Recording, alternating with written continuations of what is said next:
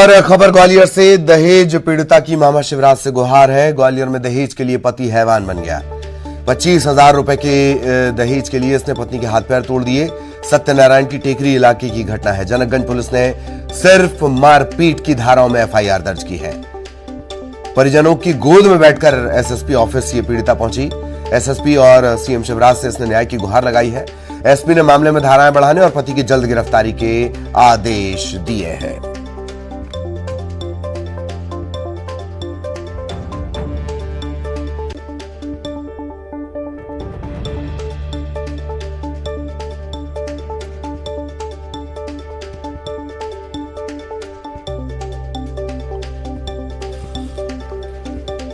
दहेज पीड़िता ने मुख्यमंत्री शिवराज सिंह चौहान से गुहार लगाई है।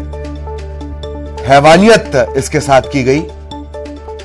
दहेज के लिए महज 25,000 रुपए के लिए दहेज के लिए हाथ पैर इसके तोड़ दिए गए। हैवान बन गया पति। सत्यनारायण की टेकरी इलाके की पूरी घटना है। जनकगंज पुलिस ने सिर्फ मारपीट की धाराओं में एफआईआर दर्ज की है। परिजन इसे गोद में बिठाकर एसएसपी ऑफिस पहुंचे थे। सुशील हमारे सहयोगी हमारे साथ जुड़े हुए हैं। सुशील के पास आपको लिए चलेंगे। सुशील, पूरा घटनाक्रम बताएं। और इतनी हैवानियत, 25,000 रुपए के लिए हाथ पैर तोड़ दिया जाना। सुशील,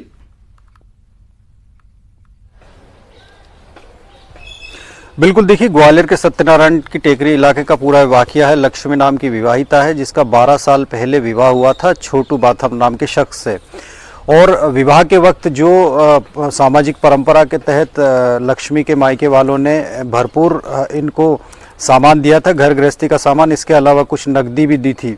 लेकिन उसके बाद से ही, शादी के बाद से ही लगातार छोटू इसको दहेज के लिए प्रताड़ित करता रहा है। और बीच बीच में मायके वालों ने भी मदद की है।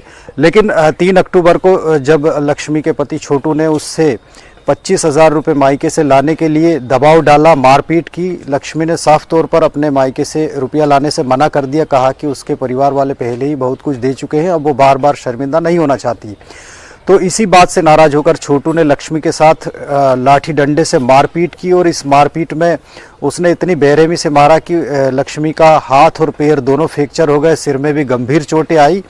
और इसके बाद वो मरणासन्न हालत में लक्ष्मी को छोड़कर चला गया। लक्ष्मी ने परिवार वालों को बुलाया। उसके बाद परिवार वाले उसे लेकर जनकगंज थाने पहुंचे, जहां पुलिस ने इतनी गंभीर चोटें होने के बावजूद महज मारपीट की मामूली धाराओं में मामला दर्ज किया, वो भी काफ़ी मन्नतों करने के बाद। जब लक्ष्मी के परिवार वालों ने आला अधिकारियों से गुहार लगाई तो भी बात नहीं बनी। और यही वजह है कि कल लक्ष्मी खुद जो है अपने परिवार वालों के साथ गोद में बैठकर पहुंची। और एसएसपी ऑफिस में जब एसएसपी ने लक्ष्मी को इस हालत में देखा तो उसके लिए व्हील चेयर मंगाई। और उसके बाद उसकी पूरी बात सुनी। बात सुनने के बाद लक्ष्मी ने, चूंकि मामा शिवराज सिंह चौहान से भी गुहार लगाई, जब पुलिस अधिकारियों ने उसकी बात नहीं सुनी थी, तो मामा शिवराज सिंह चौहान से लक्ष्मी ने यही गुहार लगाई कि उसके हैवान पति को सजा दिलाई जाए। साथ ही जिन थाना में पुलिस अधिकारियों ने उसकी बात नहीं सुनी थी और महज मामूली धाराओं में ससुराल वालों से रुपया लेकर मामूली धाराओं में केस दर्ज किया था, इसके लिए ऐसे पुलिस वालों को भी जो है सजा दी जाए जिन्होंने उसके साथ अन्याय किया। यही वजह कि एसएसपी ने पूरा मामला सुनने के बाद और लक्ष्मी की सीएम शिवराज सिंह चौहान के लिए की गई गुहार सुनने के बाद एसएसपी ने आदेश दिए। और उसके बाद जो है मामले में जनकगंज थाने में जो एफआईआर थी उसमें धाराएं बढ़ाई गई है। उसमें हत्या के प्रयास का मामला भी दर्ज किया गया है, क्योंकि लक्ष्मी को गंभीर चोटें।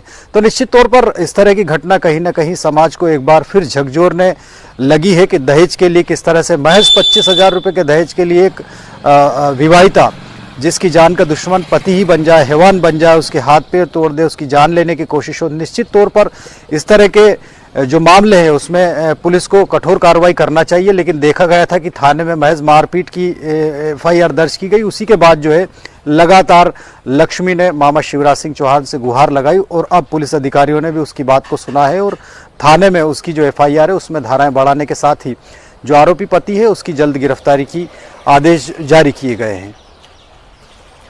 चलिए, बहुत बहुत धन्यवाद सुशील इस तमाम जानकारी के लिए।